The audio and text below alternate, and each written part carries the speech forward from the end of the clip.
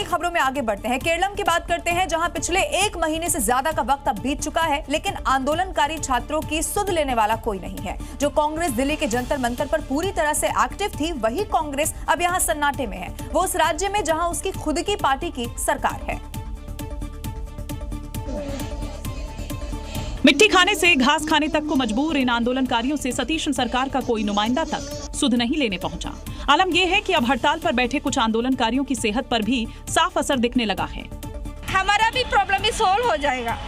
ये सिर्फ हमारे लिए नहीं, अभी किसने ऐसे टीचर बनने के लिए कोशिश कर रही है, किसने टीचर बनने के लिए अभी से तैयार कर रही है, उन लोगों के लिए भी है। इन्होंने अभी तक हम लोग को साथ चर्चा को भी नहीं आ रहे हैं। उन लोग डरती हम लोग को चर्चा करने के लिए डरती है।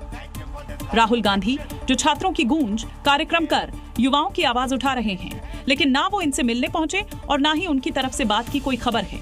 तिरुवनंतपुरम में सचिवालय मंत्रियों और नेताओं का आना जाना लगा रहता होगा, लेकिन क्या किसी के पास इतना वक्त नहीं कि इनका दर्द सुना जा सके? ये नौजवान लोअर प्राइमरी स्कूल टीचर की परीक्षा में सरकारी नौकरी के लिए चुने गए हैं, लेकिन साल बीत जाने के बाद भी इनकी अब तक नियुक्ति नहीं हो पाई है। घाटी में एक बार फिर से शांति और पुनर्वास की कोशिशों को पटरी से उतारने की एक नापाक साजिश रची जा रही है। आतंकी संगठन लश्कर-ए-तैयबा और उसके प्रॉक्सी संगठनों ने कश्मीरी पंडितों को धमकियां दी हैं,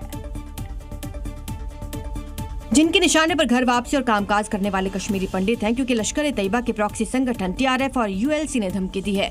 ऐसे में सुरक्षा एजेंसियों ने मोर्चा संभाला। 20 अगस्त तक वर्क फ्रॉम होम का आदेश जारी किया। दरअसल आतंकी संगठनों ने कश्मीरी पंडितों के घर जलाने की धमकी दी। स्थानीय स्तर पर बहिष्कार की चेतावनी के साथ उनके फोन नंबर लीक किए जा रहे हैं।